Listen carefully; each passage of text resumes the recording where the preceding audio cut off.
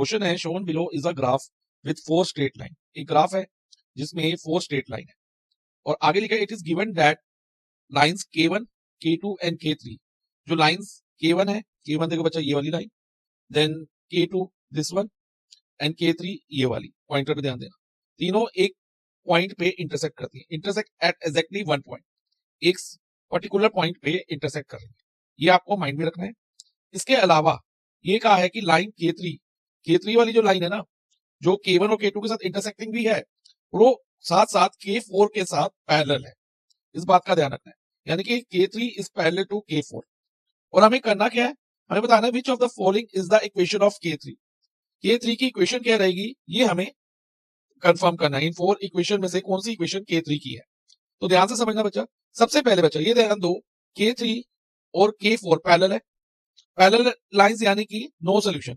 No solution में algebraic condition क्या होती है, A1 upon A2 equal to B1 upon B2 but not equal to C1 upon C2। ये equation होती है। अलजेब्रिक कंडीशन जो है यही रहती है ना बच्चा। यस सर यही रहती है। तो वन बाय वन हम ये देखेंगे कि इन 4 इक्वेशन में से कौन सी इक्वेशन K4 के पैरेलल है, यानी कि वो इस कंडीशन को सेटिस्फाई करती है। A1 upon A2 equal to B1 upon B2 not equal to C1 upon C2। लेकिन साथ साथ ये भी ध्यान रखना है, जो K3 की इक्वेशन इनमें से हम आइडेंटिफाई करेंगे ना, वो K1 और K2 दोनों के साथ यूनिक सोल्यूशन फॉर्म करेगी, देगी, ठीक है। और यूनिक सोल्यूशन एक पर्टिकुलर सोल्यूशन होगा, क्योंकि एक्जेक्टली वन पॉइंट बोला है। तो जो K1 और K2 का कॉमन सोल्यूशन होगा ना, वही सोल्यूशन K3 का भी होना चाहिए। तो पहले हम शॉर्टलिस्ट कर लेते हैं वो लाइन जो K3 और K4 को पैरेलल शो करती है इन 4 लाइन में से। तो उसके लिए हम पहले इस अलजेब्रिक कंडीशन को देखते हैं कि कौन सी इक्वेशन K4 के साथ इस कंडीशन को सेटिस्फाई करती है, नो सोल्यूशन की कंडीशन को। तो पहले हम फर्स्ट इक्वेशन लेते हैं और इसे इक्वेशन 1 मान लेते हैं, ओके फाइन। और जो K4 वाली इक्वेशन है उसे इक्वेशन 2 ले लेते हैं। अब A1 अपॉन A2 करें तो A1 क्या होता है बच्चा, x का कोफिशिएंट इन इक्वेशन 1, और वो क्या इधर 1 है, x का कोफिशिएंट 1 है ना, तो 1। और A2 इक्वेशन 2 में x का कोफिशिएंट वो भी 1 ही है, क्योंकि x के आगे कोई नंबर नहीं है तो 1 मानेंगे, तो 1 अपॉन 1। अब देन B1 अपॉन B2 करके देखो बच्चा, B1 क्या होगा, y का कोफिशिएंट, और वो क्या है इक्वेशन 1 में 1 है, y के आगे कुछ नहीं है तो 1 मानते हैं, तो ये 1 हो जाएगा। और B2 क्या है इक्वेशन 2 में, जो हमने अभी इक्वेशन 2 लिया है, वो B2 y का कोफिशिएंट होता है इक्वेशन 2 में, वो है 4। तो इसमें तो बच्चा देखो A1 upon A2 not equal to B1 upon B2 आ गया, ये तो इक्वल आई नहीं, A1 upon A2 is not equal to B1 upon B2, तो आगे में चेक करने की जरूरत नहीं है। तो एक तरह से ये जो है ना फर्स्ट इक्वेशन वो K3 के साथ यूनिक है, जबकि हमें तो पैरेलल वाली ढूंढनी थी, इंटरसेक्टिंग लाइन वाली हो गई, तो ये हमारा आंसर नहीं रहेगा, ठीक है। अब इसी तरह से बच्चा हम सेकंड वाली इक्वेशन को देखेंगे। अब इस बार इक्वेशन 1 हम सेकंड वाली इक्वेशन को ले लेते हैं, सेकंड ऑप्शन वाली इक्वेशन को, और K4 को इक्वेशन 2 रहने देते हैं। देखो बच्चा इसमें अब 1 अपॉन 1 A1 अपॉन A2 क्या रहेगा, 1 अपॉन 1। आप देख सकते हो x का कोफिशिएंट इन इक्वेशन 1 भी 1 है, और x का कोफिशिएंट इन इक्वेशन 2 वो भी 1 है। अब B1 और B2, B1 क्या है 4, y का कोफिशिएंट इन इक्वेशन 1 और y का कोफिशिएंट इक्वेशन 2 में क्या है 4, यानी कि B2 4 होगा, और ये कट जाएगा 1 अपॉन 1। इसमें A1 upon A2 is equal to B1 upon B2 तो आ रहा है। तो हम ये भी चेक कर लेते हैं क्या not equal to C1 upon C2 है या नहीं है। तो अगर ये चेक करते हैं तो बच्चा ये 5 अपॉन 15, ओके 5 अपॉन 15 आया, तो ये हो गया 1 और 3। तो इसमें देखो ये कंडीशन सेटिस्फाई हो गई, A1 upon A2 equal to B1 upon B2 but not equal to C1 upon C2। अब ध्यान रखना बच्चा, अब पॉसिबिलिटी है कि सेकंड इक्वेशन जो है, सेकंड ऑप्शन वाली इक्वेशन हमारा आंसर हो, ये जो और ये हमारा आंसर हो, यानी कि K3 की इक्वेशन हो भी सकती है नहीं भी हो सकती। उसके लिए बच्चा हमें ये चेक करना होगा जो K1 और K2 का कॉमन सोल्यूशन है ना, वो इस इक्वेशन में भी कॉमन होना चाहिए, यानी कि इस इक्वेशन को भी वो सेटिस्फाई करना चाहिए। तो हम क्या करेंगे, एलिमिनेशन मेथड से K1 और K2 का सोल्यूशन फाइंड करेंगे। देखो x minus y is equal to -5 को 0 के साथ भेज दो, तो 0 प्लस 5 यानी कि 5 हो जाएगा। और K2 क्या है हमारे पास 2x plus 3y is equal to 0। अब क्या करो, जो ये फर्स्ट इक्वेशन है उसको 3 से मल्टीप्लाई कर दो, क्योंकि तो देखो y का कोफिशिएंट 3 है ना, तो हम y या x के किसी भी एक के कोफिशिएंट को सेम बना सकते हैं लेमिनेशन मेथड से। तो अगर मुझे यहाँ पर y के कोफिशिएंट को 3 बनाना है, क्योंकि सेकंड इक्वेशन में 3 है y का कोफिशिएंट, तो इधर भी 3 बनाना है, तो मैं इक्वेशन 1 को 3 से मल्टीप्लाई करा सकता हूँ। तो ये हो जाएगा 3x minus 3y is equal to 15, okay. और 2x plus 3y is equal to 0 को हम एज इट इज लिख देंगे। अब देखो बच्चा, minus 3y plus 3y cut गया, उसको हम डायरेक्ट कट कर देंगे, साइन चेंज करने की जरूरत नहीं है। अब 3 प्लस 2 क्या होता है बच्चा, 5x हो जाएगा, 3x प्लस 2x, और 15 प्लस 0 इज 15। अब ध्यान दो, जो x की वैल्यू क्या रहेगी, x की वैल्यू होगी 15 अपॉन, देखो बच्चा इधर 5 जो x के साथ मल्टीप्लाई में है, जब ये RHS में जाएगा 5 तो ये डिवाइजर में चला जाएगा, यानी कि 15 डिवाइडेड बाय 5 हो जाएगा विच इज 3। तो x हमारा 3 आ गया, x की वैल्यू क्या आ गई 3। अब हम y की वैल्यू निकालेंगे। y की वैल्यू निकालने के लिए जो बच्चा k1 या k2 में से किसी एक इक्वेशन में x की वैल्यू सब्स्टिट्यूट कर, तो मैं k1 वाली इक्वेशन में सब्स्टिट्यूट करता हूँ x की वैल्यू। अब देखो इधर क्या x minus y is equal to 5 है, तो x की जगह आप 3 लिख दो, 3 minus y is equal to 5 हो जाएगा। अब minus y is equal to क्या होगा, ये 5 तो ऐसे ही रहेगा, जो ये प्लस 3 है इधर ये RHS में जाके माइनस 3 हो जाएगा। So minus y is equal to 2 हो गया। और y की वैल्यू क्या होगी बच्चा, देखो इधर ये माइनस वाई है, y के साथ यानी कि -1 मल्टीप्लाई बाय y है, तो y की वैल्यू क्या होगी 2 अपॉन -1, क्योंकि y के साथ -1 मल्टीप्लाई में था, तो जब ये RHS में जाएगा तो डिवाइजर में आ जाएगा। सो बच्चा y क्या होगा 2 डिवाइडेड बाय -1, 2 को 1 से डिवाइड करेंगे 2 आएगा, और प्लस माइनस -2, सो y की वैल्यू हमारी क्या आ गई -2, और x हम ऑलरेडी फाइंड कर चुके हैं, क्या फाइंड कर चुके हैं 3। सो बच्चा k1 और k2 का कॉमन सोल्यूशन हमारा क्या आया x3 y -2, यानी कि जहां k1 और k2 लाइन इंटरसेक्ट कर रहे हैं ना, उस पॉइंट के कोऑर्डिनेट क्या रहेंगे 3, -2, और ये जो पॉइंट है वो k3 पे भी लाइक होना चाहिए, लाइक कर रहा है, ठीक है। और अगर ये k3 में लाइक कर रहा है, जो k3 की इक्वेशन होगी उसको सेटिस्फाई भी करना चाहिए। अब हमारी जो ऑप्शन 2 वाली इक्वेशन थी वो सेटिस्फाई होनी चाहिए इस पॉइंट से 3, -2 से। अगर ये सेटिस्फाई हो जाती है तो ये हमारा आंसर हो जाएगा, अगर नहीं होती तो हम जितना ये जो प्रोसीजर हमने इन दोनों इक्वेशन के लिए किया है, हम बाकी दो इक्वेशन के लिए भी कर सकते हैं। तो पहले हम चेक कर लेते हैं, हो सकता है यही हमारा आंसर बन जाए, तो हमें आगे करने की जरूरत नहीं होगी। तो x की जगह बच्चा आप 3 डालो इधर, जो ऑप्शन 2 वाली इक्वेशन है उसमें x की जगह हमने 3 लिखा, प्लस 4y है, सो 4 मल्टीप्लाई बाय -2 प्लस 5, और ये RHS में 0 है, तो इसका आंसर जो है ना, जो LHS वाले पार्ट का आंसर 0 आना चाहिए, यानी कि RHS के इक्वल आना चाहिए। तो देखते हैं ये आता है या नहीं। 3 प्लस 4 इंटू -2 क्या होगा बच्चा -8, और ये प्लस माइनस -8 हो जाएगा, 3 -8 प्लस 5। अब प्लस माइनस माइनस 8 में से 3 जाएगा तो 5 आएगा, 8 -3 5 होता है, और साइन बढ़ेगा तो यहाँ -5, और ये +5 एज इट इज आ जाएगा। अब -5 प्लस 5 कट गया इज इक्वल टू 0, तो ये जो ऑप्शन 2 वाली क्वेश्चन है उसके RHS के इक्वल ही आ गया, इज इक्वल टू RHS हो गया, यानी कि जो 3, -2 है ना, वो ऑप्शन 2 वाली क्वेश्चन को सेटिस्फाई कर रहा है।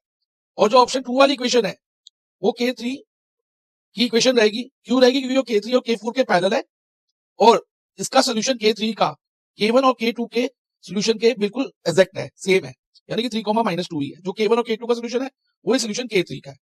तो इस तरह से बच्चा जो हमारा आंसर रहेगा ना, वो रहेगा ऑप्शन 2। इस क्वेश्चन में हमें कहा है if a pair of linear equation is given by a1x plus b1y plus c1 is equal to 0। एक इक्वेशन इस फॉर्म में है और दूसरी equation a2x plus b2y plus c2 is equal to 0 की फॉर्म में है। दोनों इक्वेशन लीनियर इक्वेशन 2 वेरिएबल की जनरल फॉर्म में है, ठीक है। और इन दोनों इक्वेशन में जो कांस्टेंट टर्म है लेफ्ट हैंड साइड में है, जो कि होनी चाहिए, एक तरफ होनी चाहिए कांस्टेंट टर्म, या दोनों लेफ्ट हैंड साइड में हो इज इक्वल टू की, या दोनों राइट हैंड साइड में हो। उसके बाद कहा है कि it has a unique solution. जब ये जो कंडीशन मैंने अभी आपको बताई है बच्चा, ये सेटिस्फाई हो रही हो कि कांस्टेंट टर्म दोनों एक तरफ हो और इस फॉर्म में इक्वेशंस हो जो गिवन फॉर्म है, तो यूनिक सोल्यूशन तभी होता है जब a1 upon a2, unique solution की बात कर रहा हूं बच्चा मैं, a1 upon a2 not equal to b1 upon b2। बीच में नॉट इक्वल टू का साइन आ रहा है, यस सर। तो इसको देखते हुए हम ऑप्शन 1 और ऑप्शन 3 को तो सीधा ही रिजेक्ट कर सकते हैं, क्यों, दोनों में इक्वल टू का साइन है। अब बची ऑप्शन 2 और ऑप्शन 4, इनमें से क्या आंसर रहेगा। ध्यान दो बच्चा, a1 upon b2 not equal to b1 upon a2, कोई कंडीशन है ऐसी, हमने पढ़ी है नहीं, तो ऑप्शन 4 भी रिजेक्ट हो जाएगी। कंडीशन क्या है हमारी, a1 upon a2 not equal to b1 upon b2, और आंसर हमारा अब बचा तो ऑप्शन 2 है, ऑब्वियसली ऑप्शन 2 होगा। तो ये ऑप्शन 2 आया कैसे, यहां पर तो मल्टीप्लाई, यहां डिवाइड है, क्रॉस मल्टीप्लाई करके a1 इंटू B2, A1 को B2 से मल्टीप्लाई करा, not equal to A2 into B1, A2 और B1 को मल्टीप्लाई किया, तो ये आ गया। सो इस तरह से हमारा आंसर हुआ ऑप्शन 2। इस क्वेश्चन में हमें बोला है right a pair of linear equations in two variables which have infinite solution. हमें एक पेयर ऑफ लीनियर इक्वेशन लिखना है इन टू वेरिएबल्स। पेयर मींस दो इक्वेशन होनी चाहिए और उन दोनों इक्वेशन के इनफाइनाइट सॉल्यूशन है। इनफाइनाइट सॉल्यूशन कब होते हैं बच्चा? जब इक्वेशन किस फॉर्म में हो, पहले तो a1x plus b1y plus c1 is equal to 0 equation 1, equation 2 a2x plus b2y plus c2 is equal to 0 की फॉर्म में हो। तो इनफाइनाइट सॉल्यूशन कब होंगे? जब a1 upon a2 equal to b1 upon b2 equal to c1 upon c2 हो। और infinite solution की जगह कोइंसाइडिंग लाइन भी आ सकता है कि एक के ऊपर एक लाइन हो, ग्राफ उनका ये हो, और कंसिस्टेंट बट डिपेंडेंट भी कहते हैं इसे हम। तो दो इक्वेशन लिखनी है। तो पहली इक्वेशन तो हम कुछ भी लिख देंगे अपने मन से, लाइक लिख देते हैं 3x minus 5y plus 2 is equal to 0। अब दूसरी इक्वेशन फॉर्म करने के लिए जो ये हमने फर्स्ट इक्वेशन लिखी है ना बच्चा, उसकी दोनों साइड को किसी सेम नंबर से मल्टीप्लाई कर दो, चाहे 3 से कर दो, चाहे 4 से कर दो, चाहे 6 से, किसी से भी कर दो। तो मैं चलो 7 से करता हूं इसको। बोथ साइड को करना है 3x minus 5y plus 2 equation LHS को मल्टीप्लाई किया और 0 इंटू 7 RHS को भी कर दिया। अब देखो ये क्या बना, 21x माइनस 35y प्लस 14 और 0 मल्टीप्लाई 7 इज 0। तो ये इक्वेशन 2 बन गई। अब चेक करो क्या ये कंडीशन सेटिस्फाई हो रही है इसमें, और ये ऑब्वियसली होगी। देखना, देखो a1 upon a2 3 upon 21, a1 upon a2 क्या है बच्चा? 3 अपॉन x का कोफिशिएंट इन इक्वेशन 1 a1 होगा और x का कोफिशिएंट इक्वेशन 2 में a2 होगा, 3 अपॉन 21। तो कैंसिल करके 1 upon 7, b1 upon b2, b1 upon b2, y का कोफिशिएंट इक्वेशन 1 में जो कि -5 है, और b2 y का कोफिशिएंट इन इक्वेशन 2 -35, तो 1 अपॉन 7। ऐसे ही c1 upon c2 constant term of both the equation, c1 constant term of first equation, c2 constant term of second equation, तो ये भी कट गया।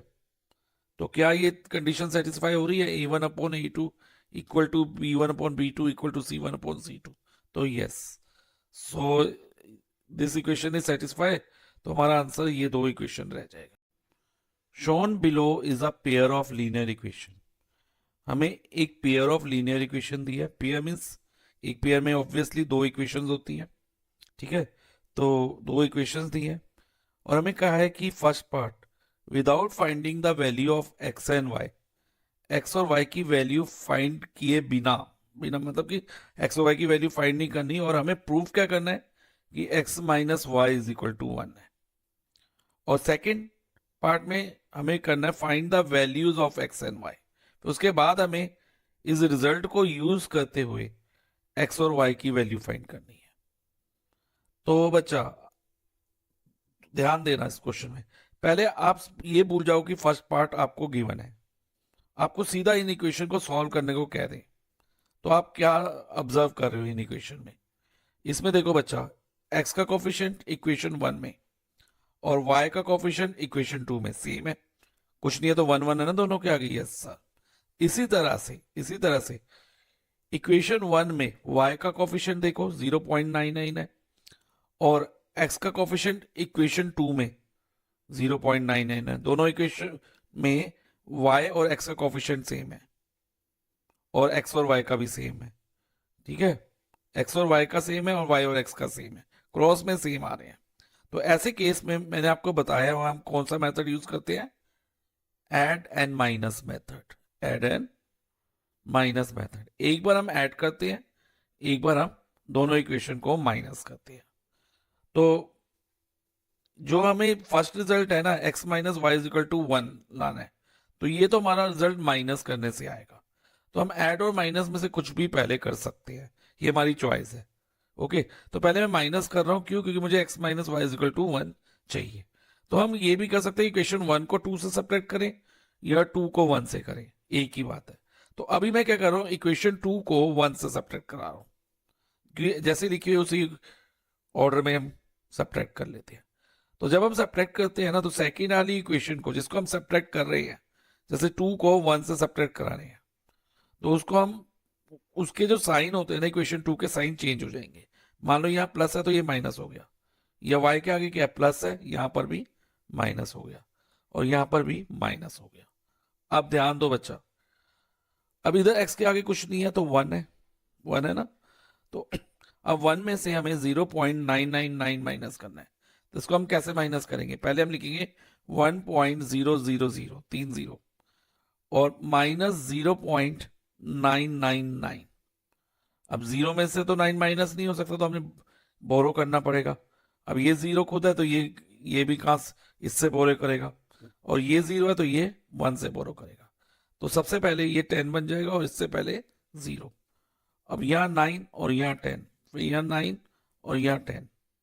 अब माइनस करते हैं तो 10 माइनस 9 1, 9 माइनस 9 0, 9 माइनस 9 0, 0.0001, 0.001x। अब बच्चा इसमें साइन किसका आएगा, बड़े का। तो 1 और 0.99 में से 1 ग्रेटर है, तो यानी कि इधर प्लस का साइन आएगा।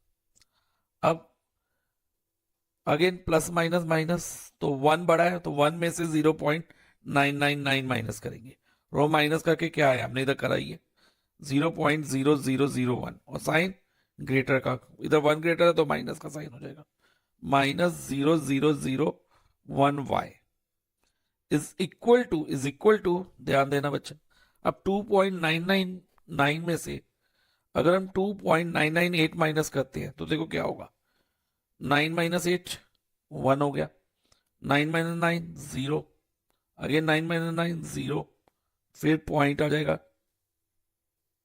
देखो ये वाला पॉइंट, और 2 माइनस 2 0, 0.001। अब देखो बच्चा, पूरी इक्वेशन में ईच टर्म में 0.001 कॉमन है, तो आप क्या करो, ईच टर्म को 0.001 से डिवाइड कर दो। जब हम ऐसा करते हैं, any number divided by itself 1 होता है, तो 0.001 को अगर हम 0.001 डिवाइड करेंगे तो 1 आएगा, यानी कि 1x। और 1x लिखो या x लिखो, एक ही बात है कि 1 multiply any number is same number. तो 1x को हम 1 मल्टीप्लाई x रीड करते हैं, तो इसको हम डायरेक्ट x लिख सकते हैं, x माइनस, इसी तरह से ये और ये कट हो जाएगा, माइनस y, और ये कट हो जाएगा 1। तो हमारा फर्स्ट पार्ट कंप्लीट हो गया, x minus y is equal to 1। अब हमें सेकेंड पार्ट करना है बच्चा। सेकेंड पार्ट करने के लिए हमें, जैसे हमने x minus y is equal to 1 लाया ना, इसी तरह से एक सिंपल इक्वेशन और बनानी होगी। वो कैसे बनेगी, फर्स्ट इक्वेशन माइनस करके बनी थी, क्योंकि हमने कहा ना ऐड और माइनस मेथड है। तो अब सेकेंड इक्वेशन हम ऐड करके बनाएंगे दोनों इक्वेशंस को। देखो बच्चा, इक्वेशन को यहां कॉपी कर लो पहले, x plus 0.999y is equal to 2.999 और 0.999x प्लस 1y, y लिखो या 1y लिखो, एक ही बात है, 2.998। अब क्योंकि हमें ऐड करना है ना बच्चा, तो हमें साइन चेंज करने की जरूरत नहीं है, तो हम सीधा ही ऐड कर सकते हैं। इसके आगे 1 है, 1 प्लस प्लस प्लस होगा, तो ये हो जाएगा 1.999x। सिमिलरली इधर भी प्लस प्लस प्लस होगा, इधर भी 1.999y। और जब इन दोनों को ऐड करेंगे ना बच्चा, तो इधर थोड़ा एडिशन ध्यान से करना, 9 प्लस 8 17, 19 1 कैरी, अगेन 19 1 कैरी, 5.997। अब इधर आके ना आप देखोगे जो 1.999 से ईच टर्म डिवाइड होगी, ये होगी, पक्का होगी, ठीक है। जैसे कि अब 1.999 इसके नीचे भी 1.999 लिख दो और इसके नीचे भी 1.999 लिख दो। ये और ये कट जाएगा, इधर आ जाएगा x, इधर आ जाएगा प्लस y, ये भी देखो कट गया, ये 1.999 थी तो ये भी कट हो जाएगी प्लस y। और इधर देखोगे ना, जब 1.999 को हम 3 से मल्टीप्लाई कराते हैं ना तो हमें 5.997 मिलता है। 3 9 दा 27, 3 9 दा 27 प्लस 9 29 2, 3 9 दा 27, 27 प्लस 2 9, 2 कैरी, 3 1 दा 3 प्लस 2 5.997। तो इधर आ गया हमारे पास x plus Y is equal to 3। इसको काटेंगे तो यहां पर 3 आएगा और हमेशा ऐसा कोई नंबर आएगा जिससे ये डिविजिबल हो। ठीक है, एक्स और वाई का कोफिशिएंट हमेशा ऐसा होगा इस टाइप के क्वेश्चंस में। अब आगे हमें ये दूसरी इक्वेशन मिल गई। हो सकता है फर्स्ट पार्ट में आपको यही प्रूव करने को दे देते तो उसके से एडिशन पहले करते, माइनस बाद में कर देते। अब हमारे पास ये दो सिंपल इक्वेशंस आ गई। अब एक्स और वाई को वैल्यू निकालने के लिए हम इन दोनों इक्वेशन को सॉल्व करेंगे। तो दूसरी वाली फर्स्ट इक्वेशन को इसके नीचे लिख लो और ये लिख के देखो plus y minus y cut हो रहा है, यस सर हो रहा है, तो इसको कट कर दो। हमने ऐड कर दिया दोनों इक्वेशन को क्योंकि अपोजिट साइन थे, कोफिशिएंट भी सेम था तो ये कट हो जाएगा। तो ये बन जाएगा 2x, इसके आगे कुछ नहीं है तो 1, इसके आगे भी कुछ नहीं है 1, 1 प्लस 1 2 और 3 plus 1 4, 2x is equal to 4। और x की वैल्यू क्या होगी बच्चा, 4/2, और 4/2 को कट करो, 4 को 2 से डिवाइड करेंगे 2 आएगा। तो x की वैल्यू हमारी 2 आ गई। अब निकालनी है y की वैल्यू, तो हम इस वाली इक्वेशन में वैल्यू डालते हैं x minus y is equal to 1 में, या फिर x plus Y is equal to 3 में 2 की वैल्यू डालें, दोनों से हमारा आंसर आ जाएगा। तो हम ये वाली इक्वेशन ले लेते हैं x minus y is equal to 1, इधर x की जगह हम 2 लिख देते हैं बच्चा, 2 minus y is equal to 1, minus y is equal to 1 minus 2, क्योंकि इधर प्लस है उधर जाके माइनस हो जाएगा, minus y is equal to minus 1। अब ये माइनस माइनस कट गया तो y इज इक्वल टू 1 आ गया। तो इस तरह से हमने x और y की वैल्यू भी निकाल ली, x is equal to 2 and y is equal to 1। हमारे सामने एक मैच द फॉलोइंग क्वेश्चन है। इसमें 3 कॉलम दिए, कॉलम 1, कॉलम 2 और कॉलम 3, और इसमें हमने मैच करने हैं इन कॉलम्स को। फर्स्ट कॉलम में बच्चा हमें ग्राफिकल रिप्रेजेंटेशन दी है 2 लीनियर इक्वेशंस की, ओके, ग्राफ दी है। सेकंड में हमें अलजेब्रिक कंडीशन दी है, अलजेब्राइक कंडीशन, और थर्ड कॉलम में हमें नंबर ऑफ सॉल्यूशन मेंशन है और हमने करेक्ट मैचिंग करनी है। देखो बच्चे, सबसे पहले हम ऑप्शन ए से स्टार्ट करते हैं। ए के साथ क्या मैचिंग है, ये इंटरसेक्टिंग लाइंस है, इंटरसेक्टिंग लाइन को हम यूनिक सोल्यूशन कहते हैं, और नंबर ऑफ सोल्यूशन उसमें क्या होते हैं, एग्जैक्टली 1 सोल्यूशन, और उसे हम कंसिस्टेंट भी कहते हैं, नेचर ऑफ सोल्यूशन कंसिस्टेंट। तो और इसकी जो कंडीशन होती है अलजेब्रिक कंडीशन, वो होती है a1/a2 not equal to b1/b2। तो इंटरसेक्टिंग लाइन की मैचिंग होगी a की 2 के साथ, और third exactly 1 solution. First matching ये है। अब बी की मैचिंग किसके साथ होगी, ध्यान देना बच्चा, ये दोनों इक्वेशन की सेम लाइन है, यानी कि अगर हम फर्स्ट इक्वेशन की लाइन बनाए तो भी यही ग्राफ मिलेगा हमें, और सेकेंड इक्वेशन की लाइन बनाए तो भी सेम ग्राफ मिलेगा। तो दोनों इक्वेशन का जो ग्राफ होगा वो सेम होगा, तो इसे हम कोइंसाइडिंग लाइन कहते हैं। कोइंसाइडिंग लाइन के केस में अलजेब्रिक कंडीशन होती है a1/a2 equal to b1/b2 equal to c1/c2, और number of solution infinitely many solution होते हैं, ओके। और इसे हम कंसिस्टेंट बट डिपेंडेंट भी कहते हैं, कंसिस्टेंट बट डिपेंडेंट। तो ये किससे मैच कर रहा है, बी ऑप्शन विद थर्ड वाले से, क्योंकि इसमें algebraic condition a1/a2 equal to b1/b2 equal to c1/c2, और number of solution infinite many solution, तो फर्स्ट। तो ये मैचिंग हो गई। अब सी किसके साथ मैच करता है, पैरेलल लाइंस है, पैरेलल लाइन को हम इनकंसिस्टेंट भी कहते हैं, नेचर ऑफ सोल्यूशन इनकंसिस्टेंट है, कैरो इसमें टेबल में नहीं दिया हमें, और इसकी अलजेब्रिक कंडीशन होती है a1/a2 equal to b1/b2 but not equal to c1/c2, और नंबर ऑफ सोल्यूशन इसमें 9 सोल्यूशन होते हैं। तो C किससे मैच करेगा? C matches with 1 column second में 1 और कॉलम थर्ड में सेकंड। तो ये मैच करेक्ट मैच। अब नेक्स्ट हमारे सामने क्वेश्चन नंबर 2 है। इसमें हमें बोला था value of k for which system of equation 3x minus ky is equal to 7 and 6x plus 10y is equal to 3 is inconsistent। हमने वैल्यू ऑफ k निकालनी है और हमें कहा है कि जो सिस्टम ऑफ इक्वेशन है वो क्या है? इनकंसिस्टेंट है। हमें दो इक्वेशन दी है और दोनों इक्वेशन का जो नेचर ऑफ सोल्यूशन जो है वो क्या है? इनकंसिस्टेंट है। अब कंसिस्टेंट हो, इनकंसिस्टेंट हो या फिर कंसिस्टेंट बट डिपेंडेंट हो, तीन तरह की कंडीशन होती है। मैं आपको एक्सप्लेन कर देता हूँ क्योंकि एग्जाम में इनकंसिस्टेंट की जगह कंसिस्टेंट भी हम मेंशन कर सकते हैं। तो इसके लिए आपको नेचर ऑफ सोल्यूशन या type of solution of pair of linear equation की नॉलेज होनी चाहिए। तो बच्चा ध्यान से समझना, type of solution of pair of linear equation two variables क्या होते हैं। तो सबसे पहले हम देखेंगे कि जनरल फॉर्म ऑफ इक्वेशन क्या होती है।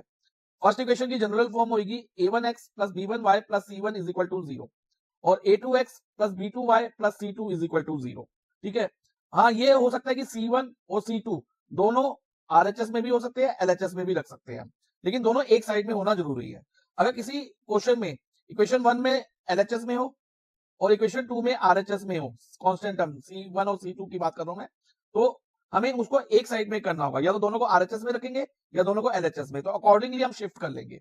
ओके, तो अब हम टाइप्स ऑफ सॉल्यूशन या नेचर ऑफ सॉल्यूशन पे आते हैं। ठीक है बच्चा, फर्स्ट टाइप ऑफ सॉल्यूशन होता है यूनिक सॉल्यूशन या फिर ओनली वन सॉल्यूशन, और इसमें नेचर ऑफ सॉल्यूशन क्या होता है? कंसिस्टेंट। कंसिस्टेंट में अलजेब्रिक कंडीशन क्या होती है? a1/a2 not equal to b1/b2, और उसका जो ग्राफ होता है ना बच्चा वो होता है इंटरसेक्टिंग लाइंस, यानी कि टू लाइंस इंटरसेक्ट करेंगी और जहां पर वो इंटरसेक्ट करेंगी वहां से हमें उसके सोल्यूशन मिल जाएंगे, एक्स और वाई की वैल्यू मिल जाएगी। तो ये हो गया बच्चा यूनिक सोल्यूशन, और उसकी algebraic condition a1/a2 not equal to b1/b2, जैसे कि मैं आपको बता चुका हूं, ये आपको याद रखनी होगी। और नेक्स्ट है infinitely many solution. Infinitely many solution का मतलब है कि बहुत सारे सोल्यूशन, एंडलेस सोल्यूशन हो। तो उस केस में नेचर ऑफ सोल्यूशन क्या होता है बच्चा? Consistent but dependent. Consistent but dependent होते हैं, और उसकी अलजेब्रिक कंडीशन होती है a1/a2 equal to b1/b2 equal to c1/c2।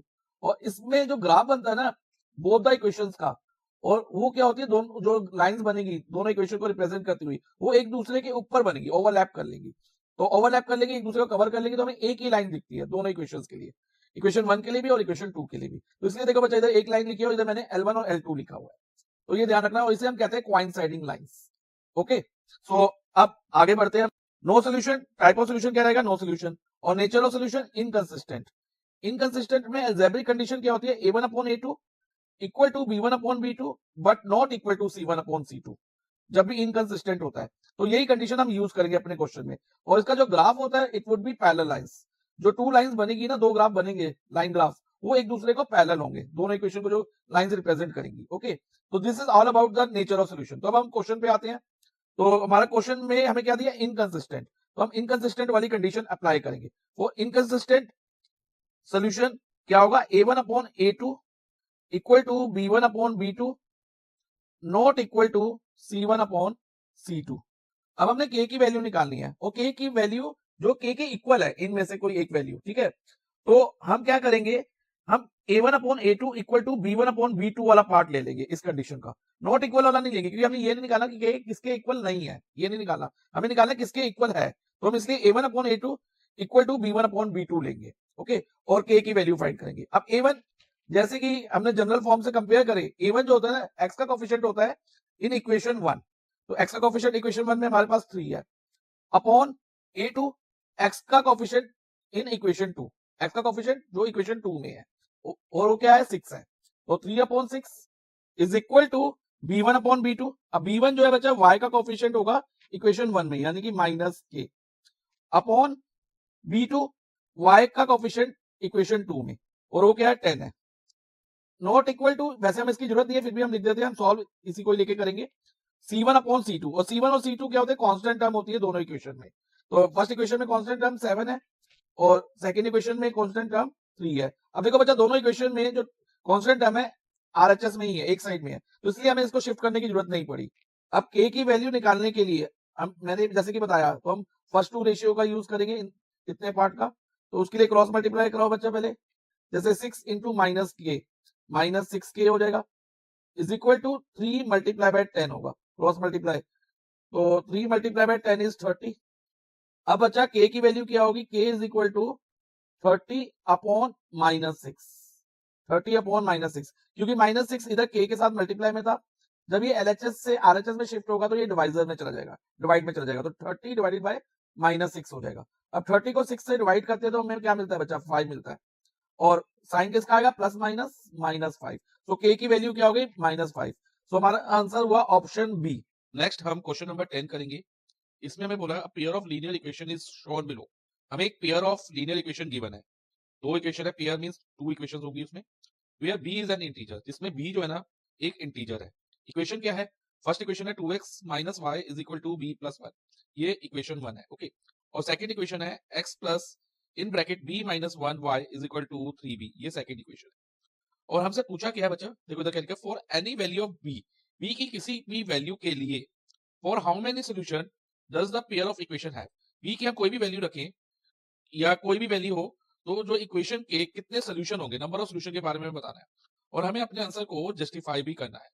तो बच्चा जब यूनिक सोल्यूशन होता है या फिर कहीं ओनली वन सोल्यूशन हो, तो अलजेब्रिक कंडीशन क्या होती है, a1 upon a2 not equal to b1 upon b2। अगर ये कंडीशन सेटिस्फाई होगी तो हम कहेंगे कि pair of equation have just one solution. और इनफाइनाइटली मैनी सोल्यूशन में क्या होता है बच्चा, algebraic condition a1 upon a2 equal to b1 upon b2 and equal to c1 upon c2, ये इनफाइनाइटली मैनी सोल्यूशन की कंडीशन है। अगर ये कंडीशन सेटिस्फाई हो जाती है हमारे गिवन क्वेश्चन में, तो हम कह देंगे कि equation will have infinite many solution. और अगर नो सोल्यूशन के केस में क्या होता है बच्चा, a1 upon a2 equal to b1 upon b2 but not equal to c1 upon c2, तो उस केस में नो सोल्यूशन, यानी कोई सोल्यूशन नहीं होगा। तो अभी हम इसमें बच्चा नेचर ऑफ सोल्यूशन और इसके ग्राफ पे नहीं जा रहे, क्योंकि इसमें इस क्वेश्चन में उसकी जरूरत नहीं है, लेकिन इसकी पूरे चार्ट की एक्सप्लेनेशन मैंने एक सेपरेट वीडियो में एक्सप्लेन की हुई है, और उस वीडियो का लिंक बच्चा डिस्क्रिप्शन में प्रोवाइडेड है, ओके। तो अभी के लिए हम देखते हैं कि a1 upon a2, b1 upon b2 और c1 अपॉन c2 हमारा क्या आता है, और इन थ्री कंडीशन में से कौन सी कंडीशन सेटिस्फाई होती है। तो बच्चा देखो a1 अपॉन a2, a1 क्या होता है, इक्वेशन 1 में x का कोफिशिएंट, देखो इधर क्या है 2 है, और a2 क्या होता है, इक्वेशन 2 में x का कोफिशिएंट। अब इक्वेशन 2 में x का कोफिशिएंट 1 है, तो यहाँ हो जाएगा 2 अपॉन 1, और 2 अपॉन 1 किसके इक्वल होगा, 2 के। अब b1 अपॉन b2 लेते हैं बच्चा, b1 क्या होता है, y का कोफिशिएंट इक्वेशन 1 में, यानी कि y के आगे कोई नंबर दिया तो 1 मानेंगे, तो b1 हमारा -1 हो जाएगा। और b2 क्या होता है, y का कोफिशिएंट इक्वेशन 2 में, y के आगे क्या नंबर है इक्वेशन 2 में, b -1, तो -1 अपॉन b -1। और c1 अपॉन c2 करें तो c1 यानी constant term of the equation 1, c1 constant term होती है इक्वेशन 1 की, तो b प्लस 1, और c2 कांस्टेंट टर्म होती है इक्वेशन 2 की, तो इक्वेशन 2 की कांस्टेंट टर्म क्या है, 3b, तो यहाँ पर 3b हो गया। अब हमें ये पता है बच्चा a1 अपॉन a2 हमारा 2 है। अब हम देखेंगे b1 अपॉन b2 क्या 2 बन सकता है, अगर ये 2 इसकी वैल्यू b की कोई वैल्यू डालने पे यहाँ पर हमारे पास 2 आ जाए, तो हम कह सकेंगे कि या तो गिवन इक्वेशन के इनफाइनाइटली मैनी सोल्यूशन है या फिर नो सोल्यूशन है। और अगर b1 upon b2 not equal to 2 होता है, 2 के इक्वल नहीं आता, उसका रीजन बताऊंगा कि क्यों आता है और क्यों नहीं आता, उसका भी रीजन मैं आपको बताऊंगा। b1 अपॉन b2 2 के इक्वल नहीं आता, तो हम उस केस में क्या कह सकते हैं कि ये यूनिक सोल्यूशन है। तो देखते हैं बच्चा, अब कंडीशन ये मोस्ट इंपॉर्टेंट है, where b is an integer, b एक इंटीजर है। अब b इंटीजर क्या होता है बच्चा, 0 1 2 3 पॉजिटिव नंबर, या -1 -2 -3, हम रैंडमली कोई नंबर रख के देखते हैं। पहले हम b की जगह 0 रखते हैं बच्चा, ठीक है, तो b की जगह 0 रखते हैं, तो ये -1 अपॉन -1 पॉजिटिव 1 आ जाता है, 2 नहीं आ रहा, a1 अपॉन a2। तो अगर 1 रखते हैं तो 1 -1 0, -1 upon 0 which is not defined, again a1 upon a2 के इक्वल नहीं हुआ, 2 के इक्वल नहीं आया। ऐसे आप नेगेटिव वैल्यू भी एक रख के देख लो बच्चा, लाइक यहाँ -2 रख के देख लो b की जगह, तो -3 हो जाएगा, इधर -3 हो जाएगा ना, और -1 अपॉन -3 1 अपॉन 3 हो जाएगा। लेकिन a1 upon a2 equal to 2 है ना, वो नहीं आएगा, 2 के इक्वल नहीं आएगा। 2 के इक्वल कब आएगा, जब हम b को 0.5 रखेंगे। क्या रखेंगे, 0.5। देखो -1 अपॉन b की जगह हमने 0.5 रखा, -1। अब देखो इधर -1 और प्लस माइनस माइनस, और 1 में से 0.5 माइनस करो तो 0.5 आता है, साइन बढ़ेगा, माइनस माइनस कट गया। और अगर हम इसको ऊपर नीचे 10 से मल्टीप्लाई करें तो ये हो जाएगा 10/5, 2 आ जाएगा। लेकिन क्या 0.5 इंटीजर है, नहीं है। 2 कब आएगा, ओनली व्हेन b 0.5 हो, उसके अलावा यहाँ पर 2 पॉसिबल नहीं आना, ओके। b की जगह 0.5 हो, लेकिन 0.5 क्या हमारा एक डेसिमल है, it is not an integer. Condition क्या है, b इंटीजर होने चाहिए। तो हम कहेंगे कि a1 upon a2 is not equal to b1 upon b2 for any value of b where b is an integer. सो बच्चा इस तरह से क्वेश्चन नंबर 10 हमने कर लिया है। हमारे सामने question number 1 of competency focus practice question जो कि chapter 3 linear equation in 2 variable से है। तो इसकी वॉल्यूम 3 हम सॉल्व करेंगे। तो क्वेश्चन नंबर 1 में क्या बोला है बच्चा, में ध्यान से पढ़ना। Given below is a graph, हमें ग्राफ दिया है showing two lines that never intersect. Two lines है जो कभी भी इंटरसेक्ट नहीं करती। These are represented by two linear equations. और जो ये लाइंस है इनको कौन रिप्रेजेंट कर रहा है, दो लीनियर इक्वेशन। यानी जो लाइन ग्राफ है ये दो लीनियर इक्वेशन के ग्राफ है। हमें कुछ ऑप्शन दिए हैं, उनमें क्या पूछा, which of these can be said about number of solution. कि नंबर ऑफ सोल्यूशन के बारे में ये जो ग्राफ है हमें क्या शो करता है, of the above pair of linear equation. इसके लिए बच्चा आपको ये ग्राफ ऑफ लीनियर इक्वेशन को समझना होगा। देखो बच्चा, यूनिक सोल्यूशन या फिर ओनली वन सोल्यूशन कब होता है, जब दोनों लाइंस, टू लाइंस जो होंगी वो इंटरसेक्टिंग होगी। जैसे कि इस केस देखो बच्चा, यूनिक सोल्यूशन में जो ग्राफ है क्या है, इसका ग्राफ इंटरसेक्टिंग लाइन। वैसे नेचर ऑफ सोल्यूशन और अलजेब्रिक कंडीशन भी होती है, लेकिन अभी इस क्वेश्चन में हम उस पर नहीं जाएंगे। और जो इस टेबल की एक्सप्लेनेशन एक सेपरेट वीडियो में एक्सप्लेन की हुई है और उस वीडियो का लिंक डिस्क्रिप्शन में प्रोवाइडेड है। ओके, तो अभी के लिए आपको ये याद रखना है कि यूनिक सोल्यूशन में क्या होता है, इंटरसेक्टिंग लाइन। और इन्फिनिटली मैनी सोल्यूशन यानी कि बहुत सारे सोल्यूशन हो, एंडलेस सोल्यूशन हो, तो ग्राफ जो होता है ना बच्चा, कोइंसाइडिंग लाइन होती है। तो ये कोइंसाइडिंग लाइन का मतलब क्या है, जो दोनों लाइंस का ग्राफ बनेगा ना, L1 और L2 वो सेम होगा, एक दूसरे के ऊपर बनेगा। मान लो हमने L1 का ग्राफ ड्रॉ करा तो ये लाइन आ गई, पॉइंटर पे ध्यान देना। जब L2 का ग्राफ ड्रॉ करेंगे तब भी सेम लाइन आएगी, यानी जो L2 का ग्राफ होगा इस लाइन को ओवरलैप करता हुआ जाएगा, इसके ऊपर से ही जाएगा इस लाइन। तो उस केस में क्या होता है, कोइंसाइडिंग लाइन होती है और इन्फिनिटली मैनी सोल्यूशन होती है। और नो सोल्यूशन कब होता है, जब दोनों लाइंस पैरेलल हो, जो कभी इंटरसेक्ट ना करे, नेवर इंटरसेक्ट। तो उस केस में नो सोल्यूशन, यानी कोई सोल्यूशन उन इक्वेशंस का नहीं होता। तो अब हम देखते हैं जो हमें ग्राफ दिया है इन तीनों में से किस टाइप का है, पैरेलल लाइंस का है। पैरेलल लाइंस के केस में मैंने क्या बताया था, नो सोल्यूशन। ओके, तो हमारा जो ऑप्शन है उस पर हम आते हैं। They have infinite many solution, no, infinite many solution तो है ही नहीं। इनफिनिट मैनी सोल्यूशन में तो कोइंसाइडिंग लाइन होती है। यूनिक सोल्यूशन ये भी नहीं है क्योंकि इंटरसेक्टिंग लाइन होनी चाहिए। They do not have a solution, उनका कोई भी सोल्यूशन नहीं है, यानी कि नो सोल्यूशन। और नो सोल्यूशन कब था, पैरेलल लाइंस। और इधर में पैरेलल लाइंस ही दी है, तो हमारा आंसर होगा ऑप्शन 3। ओके, और ऑप्शन 4 हमारा आंसर नहीं होगा। क्यों नहीं होगा, ये भी मैं आपको बता देता हूँ। Nothing can be said about number of solution unless algebraic form of this equation are known. ऐसा नहीं है, हम ग्राफ की हेल्प से भी बता सकते हैं कि टाइप ऑफ सोल्यूशन या नंबर ऑफ सोल्यूशन क्या है। तो इसलिए ऑप्शन 4 भी हमारी स्ट्राइक आउट हो जाएगी। तो फाइनली हमारा आंसर हुआ option 3, they do not have a solution. Next हम क्वेश्चन नंबर 2 करेंगे। इसमें लिखा given below is a pair of linear equation in two variables. हमें एक pair of linear equation in two variable दिया है, जिसमें दो इक्वेशन है, क्योंकि पेयर है, पेयर में दो इक्वेशन होती है बच्चा हमेशा। और हमसे पूछा क्या है, which of the following pairs of equation have same number of solution as the given pair. तो हमें 4 पेयर्स ऑफ इक्वेशन और भी दिए, 4 पेयर दिए इक्वेशन के। हमें ये बता रहा है इन 4 पेयर में से, इन 4 ऑप्शन में से किस पेयर के number of solution, number of solution is unique solution या इनफिनिटली मैनी सोल्यूशन या फिर नो सोल्यूशन होंगे, और वो किसके इक्वल होंगे, same as these two given equation. दो जो गिवन इक्वेशन है उनके होंगे। अगर मान लो इसके यूनिक सोल्यूशन आते हैं तो इनमें से इस 4 इक्वेशन के यूनिक सोल्यूशन होंगे। ओके, या फिर नो सोल्यूशन आते हैं तो इन 4 ऑप्शन में से इस पेयर ऑफ लीनियर इक्वेशन के नो सोल्यूशन होंगे, या ऐसे ही इनफिनिट सोल्यूशन के लिए देखेंगे। तो पहले हम जो गिवन इक्वेशन है उसके हम देखते हैं कि नंबर ऑफ सोल्यूशन कितने हैं। ठीक है, तो उसके लिए बच्चा आपको इसकी अंडरस्टैंडिंग होनी चाहिए। यूनिक सोल्यूशन में जो अलजेब्रिक कंडीशन होती है ना, वो क्या होती है, a1 upon a2 not equal to b1 upon b2। ये a1 अपॉन a2 और b1 अपॉन b2 हमें कहां से मिलते हैं, ये बच्चा हमें general form of linear equation in two variables से मिलते हैं। Like first equation a1x plus b1y plus c1 is equal to 0 के इक्वल होती है, और second equation a2x plus b2y plus c2 is equal to 0 की फॉर्म में होती है। तो इधर से हमें a1 a2 b1 b2 और c1 c2 मिलते हैं। तो यूनिक सोल्यूशन में a1 upon a2 not equal to b1 upon b2 होता है। और इनफिनिटली मैनी सोल्यूशन में क्या होता है कि तीनों रेशियो सेम होते हैं, like a1 upon a2 equal to b1 upon b2 equal to c1 upon c2। और नो सोल्यूशन यानी कोई सोल्यूशन ना हो, तो उस केस में क्या होता है, a1 upon a2 equal to b1 upon b2 but not equal to c1 upon c2 algebraic condition रहती है।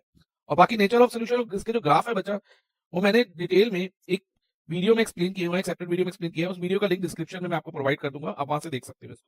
तो अभी के लिए हम देखते हैं कि इन 3 अलजेब्रिक कंडीशन में से कौन सी अलजेब्रिक कंडीशन गिवन इक्वेशन को सेटिस्फाई करती है। तो इसमें हम a1 अपॉन a2 निकालते हैं। पहले बच्चा देखो, a1 अपॉन a2 क्या होगा, a1 मैंने बताया x का coefficient in equation 1 which is 4, और a2 x का कोफिशिएंट इक्वेशन 2 में, तो 4 अपॉन 3 a1 अपॉन a2। और b1 upon b2, b1 upon b2 क्या होगा बच्चा, b1 होगा y का कोफिशिएंट इन इक्वेशन 1 और वो क्या है 2 है, और b2 क्या होगा y का कोफिशिएंट इक्वेशन 2 में और वो क्या है -6। तो b1 अपॉन b2 हमारा 2 अपॉन -6 हो गया, और इसकी लोएस्ट टर्म करें तो -1 अपॉन 3 आ गया। अब देखो बच्चा, हमें C1 अपॉन C2 निकालने की जरूरत नहीं है। क्यों नहीं है? क्योंकि A1 upon A2 not equal to B1 upon B2 आ गया। और जब भी ऐसा हो जाए तो हम डायरेक्टली कह सकते हैं A1 अपॉन A2 और B1 अपॉन B2 निकालने के बाद कि गिवन इक्वेशन के यूनिक सोल्यूशन है। देखो यूनिक सोल्यूशन मैंने बताया था ना क्या होता है, A1 upon A2 is not equal to B1 upon B2। तो गिवन इक्वेशन के तो यूनिक सोल्यूशन है। क्या है? Unique solution. अब हम देखेंगे इन बाकी 4 ऑप्शन में से किस इक्वेशन के यूनिक सोल्यूशन है। तो हर एक में हम ये सेम A1 अपॉन A2 और B1 अपॉन B2 निकाल के देखेंगे इन 4 ऑप्शन में से। जिसमें ये सेटिस्फाई कर जाएगा, ये कंडीशन वो हमारा आंसर होगा। तो देख लेते हैं बच्चा, पहले ऑप्शन 1 में A1 अपॉन A2 इसका क्या होगा? देखो बच्चा 3, A का कोफिशिएंट इन इक्वेशन 1 3, और इक्वेशन 2 में A का कोफिशिएंट क्या है बच्चा? A के आगे क्या नंबर है? कुछ नहीं है, तो 1, तो 3 अपॉन 1। इधर वेरिएबल x और y की जगह वेरिएबल A और B हो गया, बस इतना फर्क है। Okay, A1 upon A2 3 upon 1 हो गया। और B1 अपॉन B2 हमारा होगा 3, क्योंकि B1 3 है इक्वेशन 1 में जो B का कोफिशिएंट, और इक्वेशन 2 में B का कोफिशिएंट क्या है? 1 है, तो 3 अपॉन 1। तो इसमें बचा A1 upon A2 equal to B1 upon B2 आ रहा है। तो यहाँ पर हमें C1 अपॉन C2 की भी जरूरत पड़ेगी अगर ये देखना हो कि नो सोल्यूशन है या इनफिनिटली मेनी सोल्यूशन है, उसके लिए। लेकिन ये यूनिक तो नहीं है, ठीक है। फिर भी हम C1 अपॉन C2 भी देख लेते हैं। वो क्या होगा? देखो बच्चा, C1 यानी constant term of equation 1 which is 18, और 6 जो है कांस्टेंट टर्म है सेकंड इक्वेशन की C2, वो 6 है। तो 18 अपॉन 6 कट के क्या हुआ? 3 अपॉन 1। तो इसमें तीनों रेशियो सेम हो गए, A1 upon A2 equal to B1 upon B2 equal to C1 upon C2। तो ये क्या हो गया? इनफाइनाइटली मेनी सोल्यूशन की केस हो गया। तो ये हमारा आंसर नहीं हुआ, क्योंकि हमें तो वो केस चाहिए जो यूनिक सोल्यूशन है which is same as given equation. अब इसमें देखते हैं बच्चा, देखो इसमें क्या दिया? A minus B is equal to 4 और B minus A is equal to 4। तो इसमें बच्चा एक बात का ध्यान रखना, जो सेकंड इक्वेशन है ना उसको हमें ऑर्डर में लिखना होगा, like minus A plus B करके लिखना होगा is equal to 4।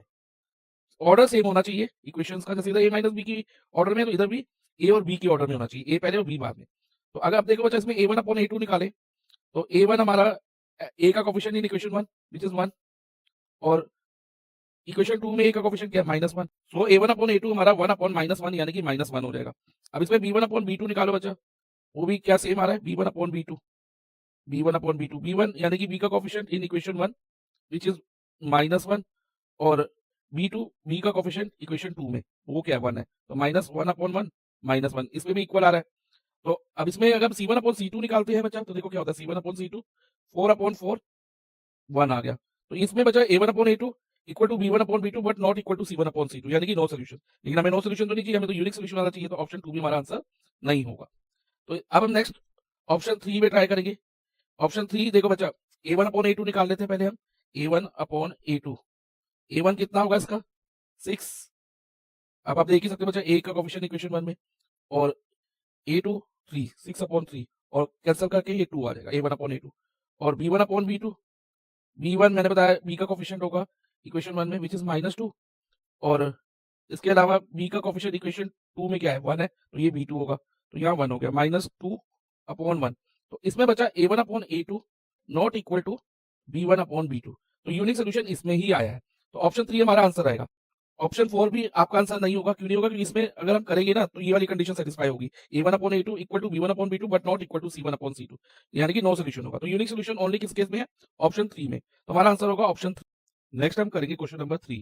Question number 3 में हमें क्या बोला है? If a pair of linear equation given by L1x plus M1y plus N1 is equal to 0 and L2x plus M2y plus N2 is equal to 0। हमें दो लीनियर इक्वेशन दिए, इनको हम यहाँ कॉपी कर देते हैं। तो ये मैंने यहाँ कॉपी कर दिया, और हमसे पूछा क्या है? Infinitely many solution. इनके इनफाइनाइटली मेनी सोल्यूशन हो तो क्या होगा? Then which of the following is definitely true, कि इनमें से 4 स्टेटमेंट में से कौन सी डेफिनेटली ट्रू होगी? डेफिनेटली मींस पक्के तौर पे, मतलब पक्का वो ट्रू होगी, उसका कोई शक नहीं है कि वो ट्रू ना हो, कोई डाउट, विदाउट एनी डाउट वो ट्रू होगी। ओके, तो देखते हैं बच्चा। तो इसके लिए आपको ये पता होना चाहिए कि इनफिनिटली मेनी सोल्यूशन की कंडीशन क्या होती है। इनफिनिटली मेनी सोल्यूशन में हमारा A1 upon A2 equal to B1 upon B2 equal to C1 upon C2 होता है। ये कंडीशन हमारी लगती है अलजेब्रिक कंडीशन। तो बच्चा इसके जो नेचर ऑफ सोल्यूशन के बारे में, इसके ग्राफ और नेचर ऑफ सोल्यूशन के बारे में मैंने एक सेपरेट वीडियो में एक्सप्लेनेशन दी हुई है, और उस वीडियो का लिंक डिस्क्रिप्शन में मैंने प्रोवाइड कर दिया, वहां से देख सकते हैं। तो अभी के लिए बच्चा हम इनफिनिटली मेनी सोल्यूशन की कंडीशन इधर लिख देते हैं, like A1 upon A2 equal to B1 upon B2 equal to C1 upon C2। Question में हमें इनफिनिटली मेनी सोल्यूशन बोला है। तो अब इधर A1 क्या है बच्चा? जो x का कोफिशिएंट इन इक्वेशन 1, ये इक्वेशन 1 हो गई और ये 2 हो गई। तो x का कोफिशिएंट इन इक्वेशन 1 क्या है? L1, और A2 या x का कोफिशिएंट इक्वेशन 2 में और वो क्या है? L2। अब B1 अपॉन B2, y के कोफिशिएंट है दोनों इक्वेशन में, इक्वेशन 1 और इक्वेशन 2 में। इक्वेशन 1 में y का कोफिशिएंट m1 है तो यहाँ v1 की जगह m1 आ जाएगा, और y का कोफिशिएंट इक्वेशन 2 में m2 है तो v2 की जगह m2 आ जाएगा, और c1 और c2 कांस्टेंट टर्म होती है दोनों इक्वेशन की। तो constant term of equation 1 n1 है तो n1 c1 की जगह आ गया, और n2 इक्वेशन 2 की कांस्टेंट टर्म है तो वो c2 की जगह आ गया। तो ये कंडीशन हमारी गिवन क्वेश्चन के अकॉर्डिंग बन गई।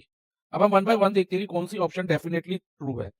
देखो ऑप्शन 1 में लिखा बच्चा L1 upon L2 equal to N2 upon N1, ऐसा तो नहीं है। L1 अपॉन L2 किसके इक्वल है? N1 अपॉन N2 के, ना कि N2 अपॉन N1 के। तो ऑप्शन 1 हमारी स्ट्राइक आउट हो जाएगी। और ऑप्शन 2 में तो साइन ही अलग है बच्चा, इक्वल टू का कोई साइन ही नहीं है, यहाँ पर तो नॉट इक्वल टू का साइन दे दिया, तो ये ऑप्शन 2 हमारा आंसर होगी ही नहीं। और ऑप्शन 3 में भी हमारा आंसर नहीं होगा कि इधर भी नॉट इक्वल टू का साइन है, और L1 अपॉन L2 अगर M1 और अपॉन M2 के नॉट इक्वल हो ना तो यूनिक सोल्यूशन होता है। देखो बच्चा, यूनिक सोल्यूशन का पता है जब A1 upon A2 not equal to B1 upon B2, तो ये भी हमारा आंसर नहीं है। तो फाइनली हमें ऑप्शन 4 हमारा आंसर होगा, बट क्यों होगा? देखो बच्चा, अगर L1 upon L2 equal to M1 upon M2 हम ले और इसको क्रॉस मल्टीप्लाई कराएं, देखो बच्चा L1 इंटू M2 हो जाएगा कि नहीं हो जाएगा? यस सर हो जाएगा। और L2 इंटू M1 भी हो जाएगा is equal to L2 into M1। तो ये कंडीशन सेटिस्फाई हो रही है, डेफिनेटली ट्रू है, पक्के तौर पे ये सही है बात। तो ऑप्शन 4 हमारा आंसर रहेगा। नेक्स्ट हम करेंगे question number 4। Question number 4 linear equation in two variable की एक वर्ड प्रॉब्लम है। इसमें मैं बोला है gardener bought a mix of 100 flowers and vegetable seeds. एक फार्मर है जो 100 फ्लावर्स और वेजिटेबल सीड्स का मिक्स लेता है। उस मिक्स में टोटल 100 सीड्स हैं, और वो सीड्स किसकी है? या तो फ्लावर सीड्स है या फिर वेजिटेबल सीड्स है, फॉर द टोटल ऑफ ₹1350। और कितना अमाउंट पे करता है ये 100 फ्लावर सीड्स और वेजिटेबल सीड्स का मिक्स लेने के लिए? 1350। और आगे लिखा है ईच फ्लावर सीड कॉस्ट ₹12। एक फ्लावर सीड की कॉस्ट जो है ना वो ₹12 है, एक फ्लावर सीड की, ध्यान रखना, ईच मींस एक। और ईच वेजिटेबल सीड की कॉस्ट कितनी है? ₹11। और हमसे पूछा गया है which of the following pair of linear equations. हमें 4 ऑप्शन दिए हैं जिसमें 4 पेयर्स ऑफ लीनियर इक्वेशन है। पेयर्स, एक पेयर में 2 लीनियर इक्वेशन होती है, तो ऑल 4 ऑप्शन में 2 करके हमें लीनियर इक्वेशन दी हुई है। Can be used to determine F the number of flower seed. ये ध्यान रखना बच्चा, नंबर ऑफ फ्लावर सीड कितनी है? एफ, मैं सर्कल कर रहा हूँ। And V the number of vegetable seed purchase, और वी क्या है? जो number of vegetable seed purchase है। हमें linear equation in 2 variables form करनी है, 2 लीनियर इक्वेशन फॉर्म करनी है इस सिचुएशन को रिप्रेजेंट करते हुए। तो टोटल नंबर ऑफ सीड्स कितनी है? Mix of 100। Mix of 100 means flower seeds और वेजिटेबल सीड्स को मिला के कितनी सीड्स है? टोटल 100 है काउंट करने पे। तो अब बचा F the number of flower seed था, तो एफ प्लस वी, यानी कि ये फ्लावर मिक्स हो गया, यानी कि ये फ्लावर एंड वेजिटेबल सीड का मिक्स हो गया, एफ प्लस वी। और वो मिला के कितनी टोटल सीड्स है मिक्स में? 100। तो फर्स्ट इक्वेशन हो जाएगी F plus V is equal to 100। तो ये हमारी इक्वेशन 1 हो गई। अब इक्वेशन 2 कैसे बनेगी? ध्यान से समझना। ईच फ्लावर सीड की कॉस्ट कितनी है बच्चा? 12। और जैसे कि number of flower seed purchase कितनी है? एफ। तो अगर एक सीड की 12 है तो एफ सीड की कितनी होगी? एफ सीड्स की, तो F into 12 which is 12 F. Okay, plus vegetable seeds की कॉस्ट कितनी है? ईच वेजिटेबल सीड की, यानी एक वेजिटेबल सीड की कॉस्ट है ₹11। और total number of vegetable seeds purchase कितनी है? वी। तो V number of vegetable seed की कॉस्ट कितनी होगी? 11 इंटू वी, क्योंकि एक की कॉस्ट 11 है तो वी वेजिटेबल सीड्स की कॉस्ट होगी 11 इंटू वी। तो 11 इंटू वी 11 वी। और इसकी टोटल अमाउंट उसने फार्मर ने कितना पे किया? 1350। तो सेकंड इक्वेशन हमारी ये बन गई, 12f plus 11v is equal to 1350। तो ये 2 इक्वेशन हमारी बनी है, तो ये किससे मैच करती है? तो f plus v is equal to 100 equation 1 में और इक्वेशन 3 में है। तो इक्वेशन 2 और 4 तो आंसर नहीं है। तो अब फर्स्ट इक्वेशन तो इक्वेशन 1 और 3 में मैच कर रही है, सेकंड इक्वेशन किसमें मैच कर रही है? देखो बच्चा, 12f प्लस 11v ये ऑप्शन 3 में मैच कर रही है, तो हमारा फाइनली आंसर होगा ऑप्शन 3। नेक्स्ट हम सॉल्व करेंगे क्वेश्चन नंबर 5। क्वेश्चन नंबर 5 में क्या लिखा बच्चा? ध्यान से समझना। सारा collected a total of ₹1800 in fund raising event. सारा ने टोटल ऑफ ₹1800 इतने रुपीस कलेक्ट करे हैं एक फंड रेजिंग इवेंट में। फंड रेजिंग इवेंट यानी कि कोई भी उसने कल्चरल प्रोग्राम करा या कोई भी और प्रोग्राम करा, उसमें से जो हमारे ऑडियंस आई उसने कुछ अमाउंट डोनेट करा, और अमाउंट कितना डोनेट करा है? 1800। तो इस तरह से सारा ने ₹1800 फंड रेजिंग इवेंट से कलेक्ट करे हैं। और आगे लिखा है she knew that event had a mix of ₹10 and ₹50 notes. और जो इवेंट में जो अमाउंट कलेक्ट हुआ ना उसमें ₹10 के नोट्स थे और ₹50 के नोट्स थे, but not sure of how many each. लेकिन उसे ये नहीं पता कि ₹10 के कितने नोट है और ₹50 के नोट्स कितने हैं, अलग अलग काउंट करके ये नहीं पता कि कितने ₹10 के नोट है कितने ₹50 के नोट है। और आगे लिखा है she counted the total number of notes at 60। उसे जब काउंट किया सभी नोट्स को तो उसने देखा कि 60 नोट्स हैं। ₹10 और ₹50 दोनों के नोट्स को अलग अलग काउंट नहीं किया, उसने एक ही साथ काउंट कर लिया, मिक्स थे क्योंकि उसने अलग अलग नहीं किया, उसको जस्ट काउंट करा। तो टोटल मिक्स जो नोट्स थे 10 रुपीज और 50 रुपीज के, वो कितने थे? 60 नोट्स थे। ओके, तो आगे लिखा है which of the following pair of linear equation can be use to find number of rupees 10 and 50 rupees note. कि इन 4 ऑप्शन में से हमें हर ऑप्शन में 2 इक्वेशंस दी हैं, तो कौन सी इक्वेशन होगी pair of equation? Pair means जोड़ा, जोड़ा यानी कि एक पेयर में 2 इक्वेशन होगी। वो कौन सी 2 इक्वेशन होगी इन 4 ऑप्शन में से जो हमें हेल्प करेगी नंबर ऑफ 10 रुपीज नोट और number of 50 rupees note find करने में? ये अलग अलग की 10 रुपीज के नोट कितने हैं, 50 रुपीज के नोट कितने हैं, ये फाइंड करने में हम यूज करेंगे उस इक्वेशन का। तो इन 4 ऑप्शन में से कौन सी इक्वेशन होगी, हमें ये आइडेंटिफाई करना है। और आगे हमें नोट दिया है, naught x represent number of 10 rupees note, यानी कि जो नंबर ऑफ 10 रुपीज नोट है ना, ये माइंड में रखना बच्चा, कितने हैं? एक्स। तो मैं स्टेटमेंट पूरी नहीं लिख रहा, मैं यही मार्क कर रहा हूँ। Number of 10 rupees naught x है, यानी कि 10 रुपए के एक्स नोट्स हैं, काउंट करके ये लिखा हुआ है। इक्वेशन बनाने में हमारी हेल्प करेगी इन्फॉर्मेशन। और वाई रिप्रेजेंट, और जो वाई है वो किसको रिप्रेजेंट कर रहा है? Number of 50 rupees note. तो number of 50 rupees note is equal to क्या है? वाई है। कि हम काउंट करें 50 रुपीज के नोट को, तो वाई नंबर ऑफ नोट्स होंगे। तो इस इक्वेशन बनाने से पहले बच्चे मैं आपको ये बताता हूँ कि जो नोट्स का जो टोटल अमाउंट निकलता है हम कैसे निकालते हैं। मान लो मैं इस क्वेश्चन से अलग आइए कि 10 रुपीज के हमारे पास 7 नोट्स हैं। 10 रुपीज के कितने नोट है? 7 नोट्स। तो टोटल अमाउंट ऑफ मनी क्या होगा? 10 रुपीज में 70, ठीक है। और 50 रुपीज के मान लो 10 नोट्स है हमारे पास, तो टोटल अमाउंट 50 रुपीज में कितना होगा? 50 इंटू 10 500 होगा। अब टोटल अमाउंट ऑफ मनी क्या बनेगा? जो 10 रुपीज और 50 रुपीज के मिला के होगा वो होगा 570। 70 प्लस 500 करेंगे 570 टोटल अमाउंट ऑफ मनी होगा। ये एग्जांपल आगे मैं बता रहा हूँ, ये क्वेश्चन से इसका वो समझाने के लिए मैं कर रहा हूँ, बस एग्जांपल लिया। और टोटल नंबर ऑफ नोट्स कितने हैं? 7 प्लस 10 17, यानी कि जैसे इधर टोटल नंबर ऑफ नोट 16 है, इधर टोटल नंबर ऑफ नोट 17 है एग्जांपल में। और टोटल अमाउंट जैसे कि क्वेश्चन में 1800 था, इधर कितना है? 570 है। तो ये तो मैंने आपको बताया कि टोटल अमाउंट कैसे निकालते हैं हम, अगर हमें नंबर ऑफ नोट्स पता हो तो अलग अलग करके। तो अभी हम क्वेश्चन के अकॉर्डिंग देखें, अब मैं थोड़ा चेंज कर रहा हूँ बच्चा। 10 रुपीज के कितने नोट्स है हमारे पास? एक्स नोट्स है। 10 रुपीज के एक्स नोट है, तो हम क्या करेंगे? 10 इंटू एक्स करेंगे, विच इज 10x। जैसे कि पहले हमने 10 इंटू 7 किया था, 70 आया था। अब 10 इंटू एक्स करते तो 10x। और 50 रुपीज के कितने नोट्स हैं? क्वेश्चन में मेंशन है वाई, तो इंटू वाई, तो ये हो जाएगा 50 वाई। और टोटल अमाउंट ऑफ मनी कैसे मिलता है? इन दोनों को प्लस करके, यानी कि 10x plus 50 Y is equal to total amount of money. Question में हमें क्या दिया बच्चा? देखो इधर 1800। 1800। तो एक इक्वेशन तो हमारी ये होगी दोनों में से। अब दूसरी इक्वेशन कैसे बनेगी? मैंने क्या बताया था बच्चा, जो टोटल नंबर ऑफ नोट्स है उनसे बनेगी। Total number of notes question में हमें कितने दिए? 60। और वो एक्स और वाई को लेके कैसे निकलेंगे कि 10 रुपीज के एक्स नोट है और 50 रुपीज के वाई नोट्स है। नंबर ऑफ नोट्स की बात कर रहा हूँ, वाई है। तो X plus Y, total number of notes कितने हैं? 60। तो X plus Y is equal to 60। तो हमारी एक equation X plus Y is equal to 60 हो जाएगी इक्वेशन 1। और इक्वेशन 2 हमारी कौन सी है? 10x plus 50y is equal to 1800। और ये कौन से ऑप्शन से मैच करती है बच्चा? ध्यान दो, ऑप्शन 4 से x plus Y is equal to 60 and 10x plus 50y is equal to 1800। तो हमारा आंसर आएगा ऑप्शन 4। नेक्स्ट हमारे सामने क्वेश्चन नंबर 6 है। इसमें लिखा है Tanisha and Aditya have some chocolate with them. Tanisha और आदित्य के पास कुछ चॉकलेट है और आगे हमें दो कंडीशन दी है, कंडीशन 1 और कंडीशन 2। देखो बच्चा, ये दो कंडीशन दी है, इनको यूज करके हमें पेयर्स ऑफ इक्वेशंस बनानी है। और हमें 4 ऑप्शंस दिए हैं जिसमें हर ऑप्शन में दो दो इक्वेशन है, यानी कि पेयर मतलब दो इक्वेशन होगी। तो इन 4 ऑप्शन में से कौन सी इक्वेशन इन दो कंडीशन को सेटिस्फाई करेगी, ये हमें फाइंड करना है। तो कंडीशन रीड करके भी हम इक्वेशन बनाएंगे और फिर देखिए कौन सी ऑप्शन हमारा आंसर रहेगा। अब देखो बच्चा, इधर क्या लिखा है नोट में, assume the initial number of chocolate. Initial means जो स्टार्टिंग में थी नंबर ऑफ चॉकलेट्स किसके साथ? तनिषा के पास एक्स चॉकलेट थी और आदित्य के पास वाई चॉकलेट थी। ये हम लिख लेते हैं। इनिशियली तनिषा के पास कितनी चॉकलेट है? एक्स, और आदित्य के पास वाई। देखो मैंने यहां लिख दिया है। अब हम कंडीशन रीड करते हैं और कंडीशन के अकॉर्डिंग इक्वेशन बनाते हैं। अब फर्स्ट कंडीशन में क्या लिखा है बच्चा, if Tanisha were to give 6 chocolates to Aditya. अगर तनिषा अपनी एक्स चॉकलेट में से, तनिषा के पास देखो एक्स चॉकलेट है ना, उसमें से 6 चॉकलेट्स आदित्य को दे देती है, तो क्या होता है? New quantity of chocolate with each of them would be equal. जो तो न्यू क्वांटिटी आएगी ना चॉकलेट्स की, नई क्वांटिटी जो बनेगी, नंबर ऑफ चॉकलेट न्यू होगी दोनों के पास, वो बराबर हो जाएगी। तो कंडीशन 1 में अगर तनिषा 6 चॉकलेट आदित्य को देती है तो तनिषा के पास कितनी चॉकलेट रह जाएगी? 6 चॉकलेट कम हो जाएगी एक्स में से, यानी कि एक्स माइनस 6 चॉकलेट रहेगी। और क्योंकि तनिषा ने किसको चॉकलेट दी है? आदित्य को, तो आदित्य के पास ऑब्वियसली 6 चॉकलेट बढ़ जाएंगी, 6 चॉकलेट इंक्रीज हो जाएंगी, बढ़ जाएंगी। तो यानी कि आदित्य के पास y प्लस 6 चॉकलेट होगी। और ऐसा करने पे new quantity of chocolate with each of them, जो दोनों के पास न्यू क्वांटिटी यानी कि न्यू नंबर ऑफ चॉकलेट्स होगी ना, वो क्या होगी, इक्वल होगी। तो फर्स्ट इक्वेशन जो हमारी बनेगी x minus six is equal to Y plus six की फॉर्म में होगी। क्या कोई ऐसी इक्वेशन दी हुई है इन ऑप्शन में?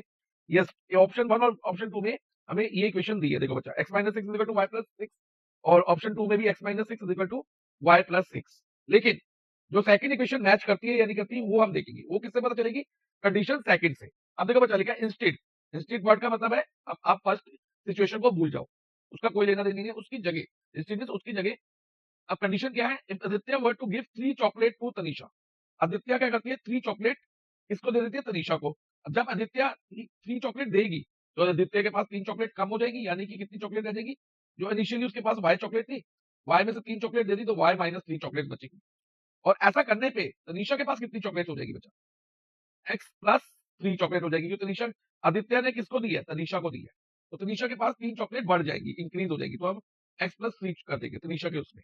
और ऐसा करने पे क्या होगा? तनीषा वुड हैव, देखो तनीषा वुड हैव, तो तनीषा की चॉकलेट कितनी है? x plus 3।